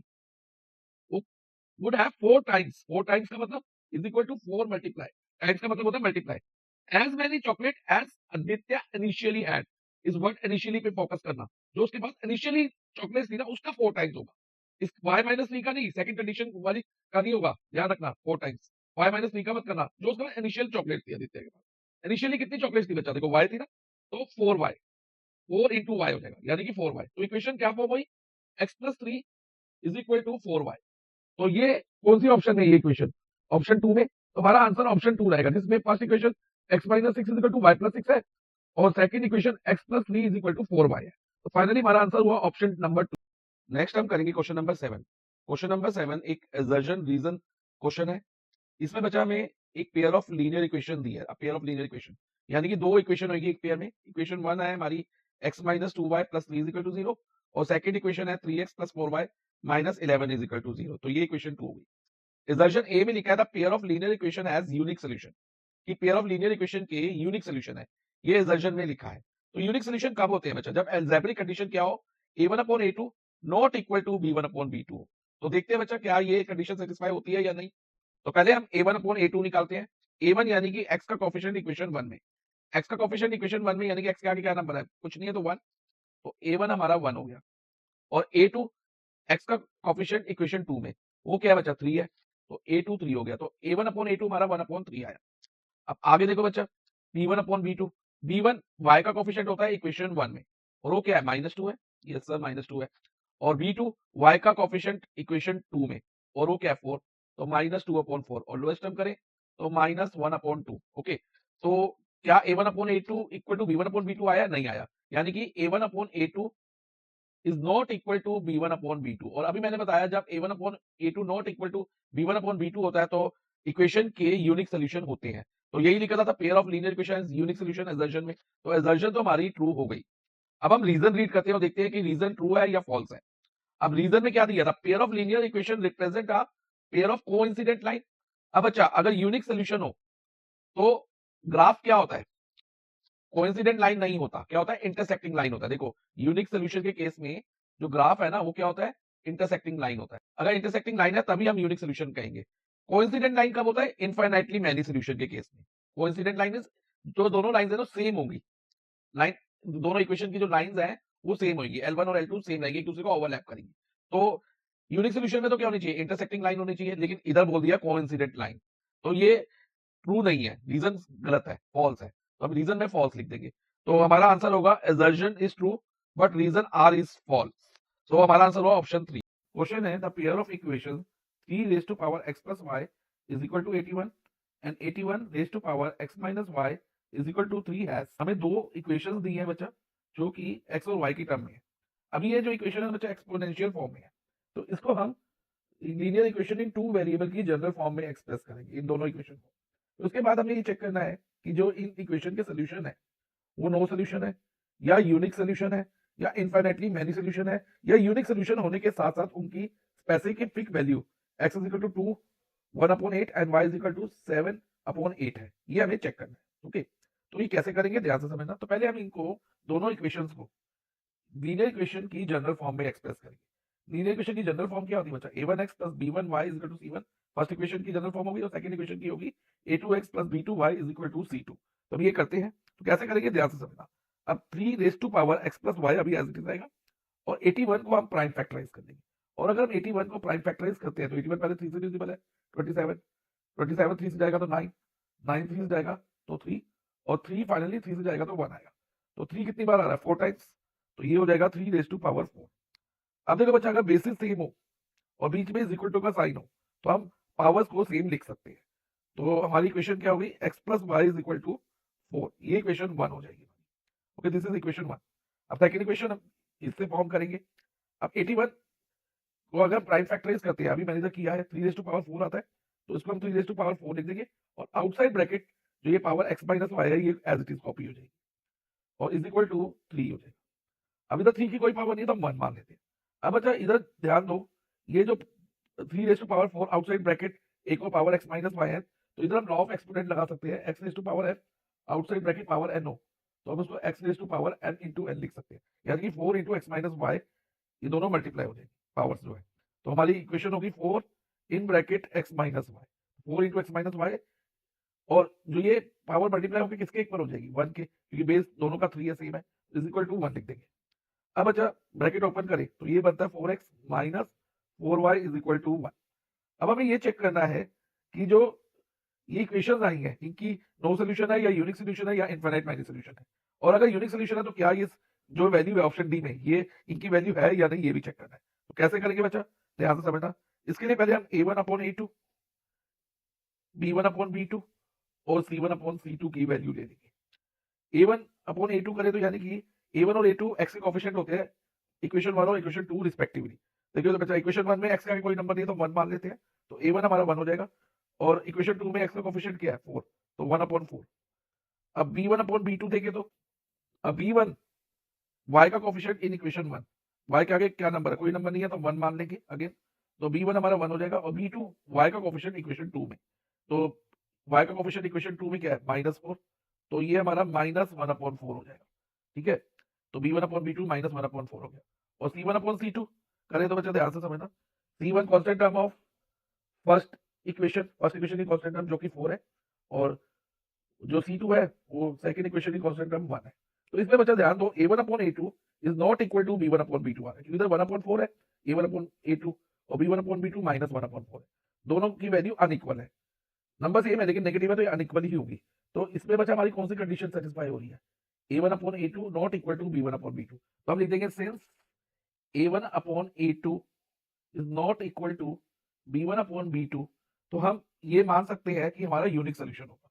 अब यूनिक सोल्यूशन होगा तो क्या ऑप्शन डी भी हमारा आंसर हो सकता है, कि ऑप्शन डी भी यूनिक सोल्यूशन है, लेकिन उसमें यूनिक सोल्यूशन में, और यूनिक सोल्यूशन का मतलब था ओनली वन सोल्यूशन, तो ओनली वन सोल्यूशन में x और y की वैल्यू भी दे दी, तो ये भी हम चेक करेंगे। यूनिक सोल्यूशन तो है लेकिन क्या x और y की ये वैल्यू आएंगी या नहीं आएंगी, ये भी हमें चेक करना होगा। तो इन दोनों इक्वेशन को अब हम x के लिए सॉल्व करेंगे। तो x के लिए सॉल्व करने के लिए बच्चा दोनों के कोएफिशिएंट को हम सेम करेंगे, x या y के किसी एक कोएफिशिएंट को। तो अगर मैं y के कोएफिशिएंट को सेम करना चाहूँ तो हम इक्वेशन 1 को 4 से मल्टीप्लाई कराएंगे, और इक्वेशन 2 को 1 से करा देंगे, क्योंकि इधर y का कोएफिशिएंट इक्वेशन 1 में 1 है, तो इक्वेशन 2 1 से मल्टीप्लाई हो जाएगी, और इक्वेशन 2 में y का कोएफिशिएंट क्या है 4, साइन ही लेना साथ में, ओनली नंबर देखना है, तो इक्वेशन 1 को हम 4 से मल्टीप्लाई कर देंगे। इससे क्या होगा कि y की जो कोएफिशिएंट है वो सेम हो जाएगी। तो इक्वेशन 1 हमारी क्या बन जाएगी बच्चा, 4x plus 4y, each term को 4 से मल्टीप्लाई करना है, और 4 4 द 16। ओके, अब सेकंड इक्वेशन को 1 से मल्टीप्लाई करो, अगर किसी नंबर को 1 से मल्टीप्लाई करो तो सेम आंसर होता है, तो second equation as it is copy हो जाएगी, any number multiply by 1 is same number, तो यहाँ पर हमारे पास 4x minus 4y is equal to 1 हो जाएगा। अब देखो बच्चा, y की जो कोएफिशिएंट है उनके आगे जो साइन अपोजिट है, तो जब साइन अपोजिट होंगे तो हमें साइन चेंज करने की जरूरत नहीं होगी, तो इसमें plus 4y minus 4y direct cut हो जाएगा, और 4x प्लस 4x हमारा 8x हो गया, 8x इज इक्वल टू, और 16 प्लस 1 17, और x की वैल्यू क्या होगी भाई बच्चों, ध्यान से समझना, 17 अपॉन 8, और 17 अपॉन 8 को अगर हम मिक्स फ्रैक्शन में कन्वर्ट करें, क्योंकि हमारा आंसर किसमें है, मिक्स फ्रैक्शन में, 2 1 अपॉन 8 है, तो क्या ये 2 1 अपॉन 8 बनता है, नहीं बनता, तो इसको हम 17 को 8 से डिवाइड करके देखते हैं, 8 2 द 16 और रिमाइंडर 1, तो देखो बच्चा क्वोशिएंट 2 आ रहा है, तो होल नंबर पार्ट में क्वोशिएंट देते हैं, देन रिमाइंडर जो आता है डिनोमिनेटर में आता है, तो यहाँ 1 यहाँ आ जाएगा, और जिस नंबर से हमने डिवाइड किया जो ये डिनोमिनेटर हो एज इट इज आ जाता है, तो x की वैल्यू तो सेटिस्फाई हो रही है। अब हम y की वैल्यू के लिए चेक करेंगे, अब हम y की वैल्यू निकालेंगे। y की वैल्यू निकालने के लिए बच्चा हम x की वैल्यू को इक्वेशन 1 या इक्वेशन 2 में से किसी एक में सब्स्टिट्यूट कर देंगे। तो हम इक्वेशन 1 ले लेते हैं क्योंकि थोड़ी सिंपल है, x plus Y is equal to 4। अब x की जगह हम 17/8 लिख देते हैं, okay, plus y is equal to 4। अब y की वैल्यू लेने के लिए बच्चा हमें क्या करना होगा, 4 माइनस 17/8 करना होगा, क्योंकि इधर 17/8 प्लस में है, तो जब ये RHS में शिफ्ट होगा तो ये माइनस में आ जाएगा। अब इधर 4 के नीचे कुछ नहीं है तो हम 1 लगा देंगे, तो y इज इक्वल टू 1 और 8 का एलसीएम लेंगे, डिनोमिनेटर कैल्सियम लेते हैं तो इधर आता है 8। अब 1 के टेबल में 8 पे ही आता है, तो हम 4 8 कर देंगे विच विल बी 32, 4 8 32 माइनस 8 के टेबल में 8 1 पे आता है तो 17 इंटू 1 हो जाएगा, और 17 इंटू 1 इज 17, और y इज इक्वल टू, अब 32 माइनस 17 इज 15, तो 15/8, और 15/8 को अगर हम मिक्स नंबर में चेंज करें तो क्या हमारा 17/8 बनता है, तो इसको चेक करते हैं, तो 8 1 8, ओके, और रिमाइंडर 7 बचा, तो कोशेंट हमारा 1 आया, तो होल नंबर पार्ट हमारा 1 हो जाएगा मिक्स नंबर में, और रिमाइंडर 7 इधर आएगा, और जिस नंबर से डिवाइड किया यानी कि डिनोमिनेटर सेम रहेगा, तो 17/8। तो ये यूनिक सोल्यूशन है, और इसकी value x is equal to 2 1/8 आई है, और y हमारा 17/8 आया है। तो हमारा आंसर आएगा ऑप्शन डी।